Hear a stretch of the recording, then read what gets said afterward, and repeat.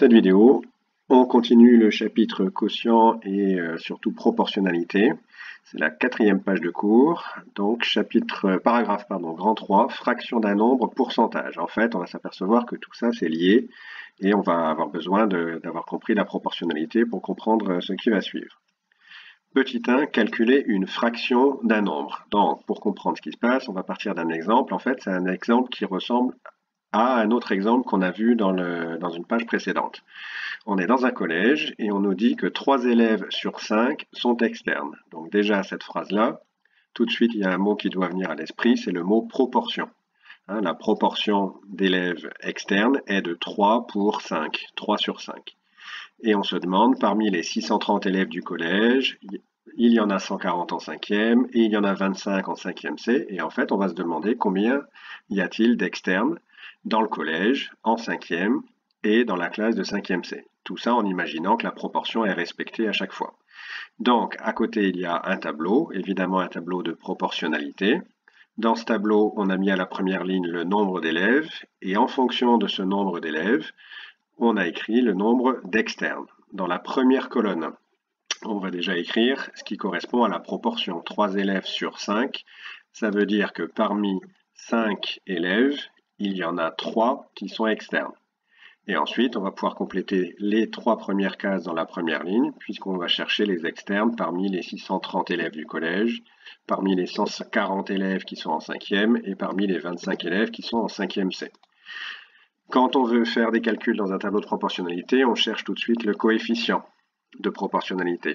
Pour ça, on a une colonne qui est entièrement remplie. 5 donne 3.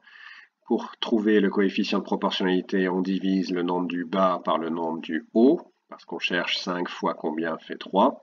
Donc, on divise 3 par 5. Et ici, en fait, dans la bulle, on va écrire le coefficient sous la forme de fraction. En fait, on va laisser l'écriture 3 sur 5, 3 divisé par 5. Donc, dans la bulle verte, le coefficient peut s'écrire fois 3 sur 5. Pour comprendre ce qu'on va faire maintenant, on le laisse sous forme de fraction. Qu'est-ce que c'est que la proportion d'externes dans ce collège? On a dit que c'était 3 sur 5. Donc, la fraction 3 sur 5, et bien comme par hasard, cette proportion, c'est exactement le coefficient de proportionnalité du tableau. Donc maintenant, c'est parti. On a 3 calculs à faire qui correspondent aux 3 colonnes incomplètes du tableau. On va commencer par chercher le nombre d'externes au collège. Pour trouver le nombre d'externes au collège, c'est-à-dire le nombre qui manque ici, eh bien, il faut multiplier 630 par le coefficient de proportionnalité. 630 fois 3 cinquièmes, ou encore 3 cinquièmes fois 630.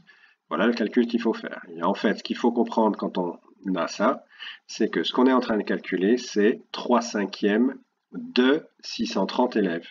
C'est comme quand on dit un quart d'heure ou 3 quarts d'heure, où on dit les 3 quarts des élèves de la classe. Donc, on peut dire une fraction d'un nombre, une certaine fraction de quelque chose. Donc, en fait, le 3 cinquièmes fois 630, ça traduit exactement 3 cinquièmes de 630. Donc, déjà là, on retient que quand on veut calculer une fraction d'un nombre, il faut multiplier cette fraction par ce nombre. Ça se voit dans le tableau de proportionnalité. Alors, c'est parti. Quand on voit le calcul 3 sur 5 fois 630, une première manière de faire le calcul, c'est de dire que 3 sur 5, ça veut dire 3 divisé par 5. On l'a déjà vu ce calcul-là, donc je ne réexplique pas. On va trouver 0,6, qu'il faut donc multiplier par 630. On fait notre calcul, 0,6 fois 630, en fait ça revient à faire 6 fois 63. 6 fois 63, on trouve 378. Donc, dans le tableau, on peut compléter en dessous de 630, 378 externes parmi les 630 élèves du collège, dans la proportion de 3 pour 5.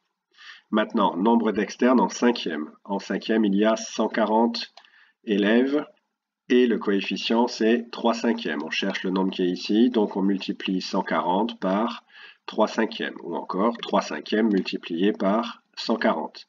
3 cinquièmes fois 140, c'est pour calculer les 3 cinquièmes de 140 élèves. Donc 3 cinquièmes de, c'est 3 cinquièmes fois. Et bien là, en fait, on va faire le calcul d'une autre manière. En fait, ce qu'il faut, c'est observer les opérations qu'on a ici. 3 sur 5, ça veut dire 3 qu'on divise par 5, et ensuite multiplié par 140. Mais quand on mélange comme ça une multiplication et une division, en fait, la division, on peut la faire quand on veut. Soit on la fait directement au nombre 3, ou alors on peut garder la division pour la fin, c'est-à-dire qu'on peut multiplier ensemble 3 et 140, et diviser par 5 après avoir calculé 3 fois 140. Donc, qu'est-ce qu'on peut écrire?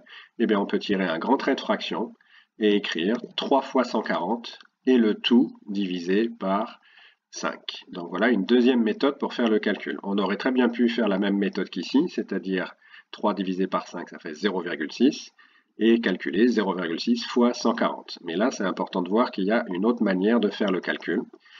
Donc, en tout cas, ce qui est important, c'est de voir que dans ce calcul, il n'y a qu'une seule division, c'est une division par 5.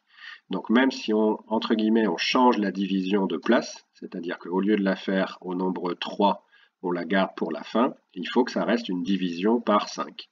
Donc forcément, les nombres qu'on multiplie ensemble, c'est 3 et 140, et on divise par 5 à la fin. Donc 3 fois 140, 3 fois 100, 300, 3 fois 40, 120, 300 plus 120, ça fait 420. Donc, en dessous, on détaille en écrivant 420 divisé par 5. 420 sur 5.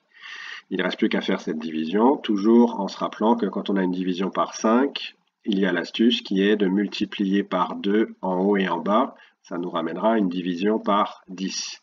Donc, quand on veut diviser 420 par 5, on peut d'abord le multiplier par 2, 840, mais après il faut diviser par 10. 840 divisé par 10, ça fait 84. Donc B égale 84. Dans le tableau, il y a 84 élèves externes parmi les 140 élèves qui sont en 5e.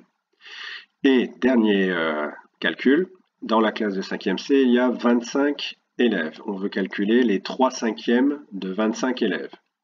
En fait, la dernière méthode de calcul, c'est la méthode qui normalement est la plus évidente. Donc déjà, le calcul qu'il faut faire, c'est 25 multiplié par le coefficient, c'est-à-dire 3/5e fois 25, qui correspond toujours à 3/5e de 25 élèves. On veut calculer 3/5e du nombre d'élèves total.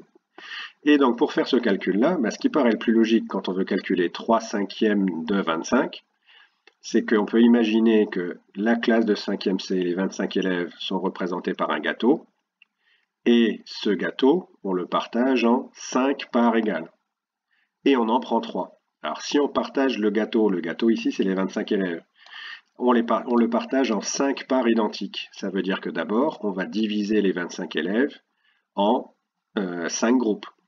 Donc pour ça, on va faire 25 divisé par 5. Mais comme on veut les 3/5e du gâteau, des 25 élèves, eh bien on prend 3 parts. Donc quand on fait 25 divisé par 5, c'est pour trouver une part sur 5. Donc forcément, il faut multiplier par 3 pour calculer 3/5e de 25. Donc maintenant, c'est parti. 3 fois 25 divisé par 5, c'est 5 fois 5 qui est égal à 25. Donc 3 fois 5, et 3 fois 5, ça fait 15. Donc, parmi les 25 élèves de 5e C, il y a 15 externes. Au passage, si on calcule le coefficient du tableau à partir de cette colonne-là, on ferait 15 divisé par 25, 15 sur 25, et 15 sur 25, quand on la simplifie, ça fait 3 sur 5. Oui, 15 c'est 3 fois 5, et 25 c'est 5 fois 5. On barre les 5, il reste 3 sur 5. C'est d'ailleurs ce qu'on retrouvait ici, à gauche, dans le nombre d'externes au collège, la fraction 3 sur 5, on peut l'exprimer sous la forme d'une fraction sur 630, en remarquant que 630, c'est 5 fois 126. Si on multiplie par 126 en bas, on multiplie par 126 en haut. Et on trouve bien 378 sur 630, ce qui nous donne le 378 externe pour les 630 élèves. Et donc, qu'est-ce qu'on a vu alors finalement en résumé dans cet exercice? On a vu comment on calculait, connaissant trois nombres A, B et C avec B différents de 0, comment on calculait la fraction A sur B du nombre C. Ici, c'était 3/5e de, ou soit 630, 140 ou 25. A sur B de C, la première étape, c'est de dire que c'est A sur B fois C. On change le 2 en fois, tout simplement. Et après, il y a deux autres manières de faire ce calcul. Soit on fait un grand trait de fraction. La division, c'est une division par B, donc on met forcément sur B et on multiplie le A et le C. Ou alors, on change la division par B de place. Au lieu de la faire à A, on va la faire à C. Ça veut dire que ça donne A fois C qu'on divise par B. Et dans les exercices qu'on verra après, on appliquera cette formule-là pour que vous compreniez mieux comment ça fonctionne.